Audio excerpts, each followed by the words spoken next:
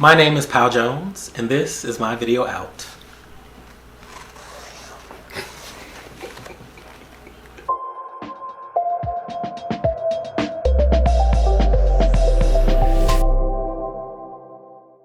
Hi everyone, I'm Phillip-Michael, also Pow Jones. I am from Raleigh, North Carolina.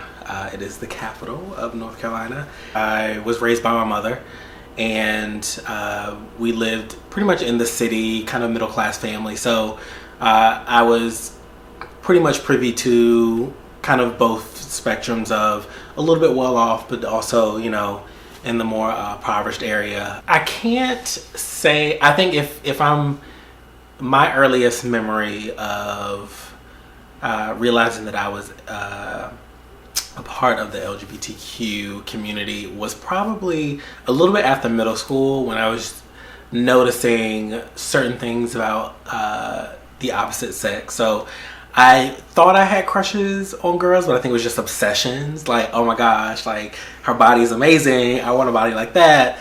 And then also noticing like the really great features and being attracted to other boys and how they looked, especially the more athletic ones. So definitely noticing that. But if I really had to pinpoint it, it was probably when I was maybe 6 or 7 and I played in my mother's wedding gown. So I think that says it all. The first person that I told was a friend of mine, LaManda Daniels. She went to high school with me, and I had gone through, for me, I don't really feel like I came out. I think it was just acknowledging it and, you know, being more upfront with it. You know, obviously it's no one's business per se, but like, I think for me to kind of really like own it, I just had to say it to someone. And I remember telling her, and I was just kind of a little bit afraid, especially being in the South and knowing how people react. And I know I've heard other stories of families disowning them and things of that nature. And for me, family is always such a big thing.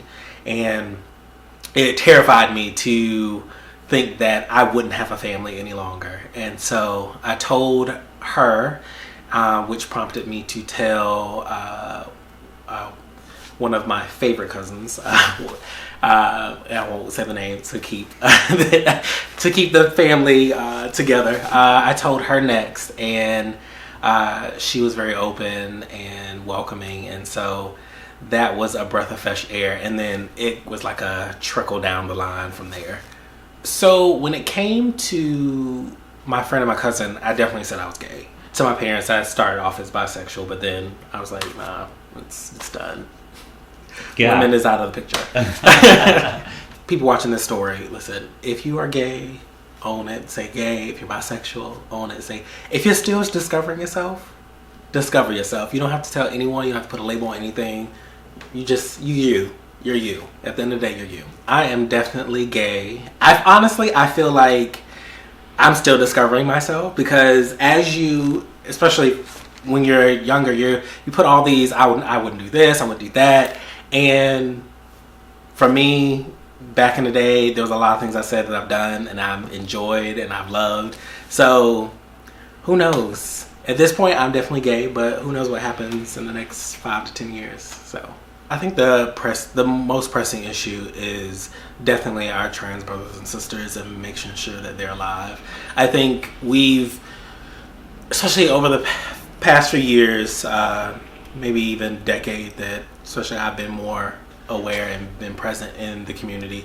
I think we've concentrated just solely on the G and the L, that we definitely always neglected the T. And I think it's tragic. And, you know, I definitely take part in that blame, because even growing up in North Carolina, there wasn't a lot of trans people, trans experience. And so it was hard for me to really connect to that world and understand what that world was, because I just didn't see it. I didn't have that connection. So I definitely think right now that's kind of where we need to really shift our focus, and really the same ways and same energy in which we got gay marriage together. We got all these other rights for us. I think we need to put that same energy into the trans community, because look what we did and look what we can do. So I think that's definitely what we need to be focusing on.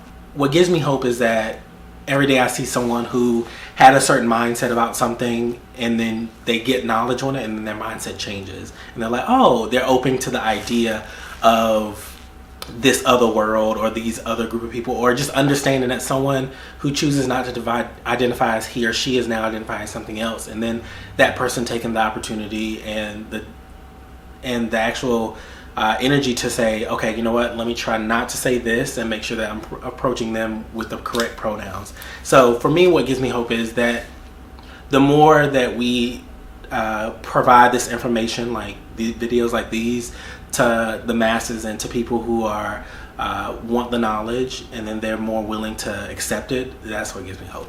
And that's what any person would want. It's just that the people that they love, to understand them and to connect with them. And I think that's all that anyone could ask for. I think the favorite part about being me is how free I am. I think with all the, and speaking as a gay man, of all the things that the community and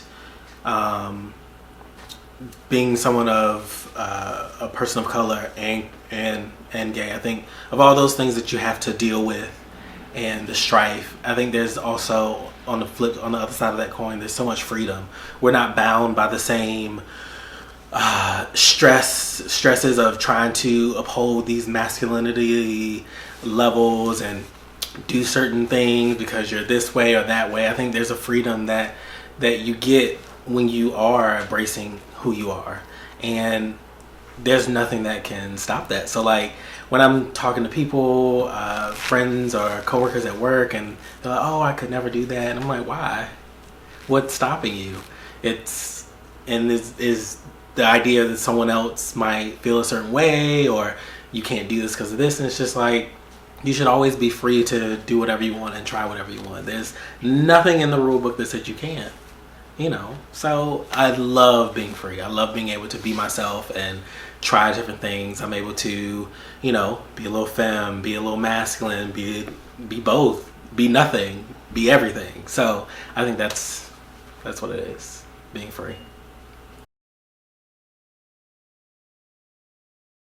I think this is such an amazing thing to do, and I think definitely targeting to the small communities, especially rural areas.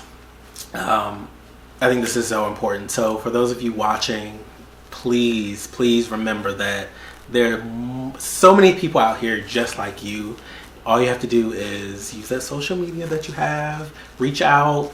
There's tons of people to connect with, whether they're across the world or right next door. You always have someone to go to. So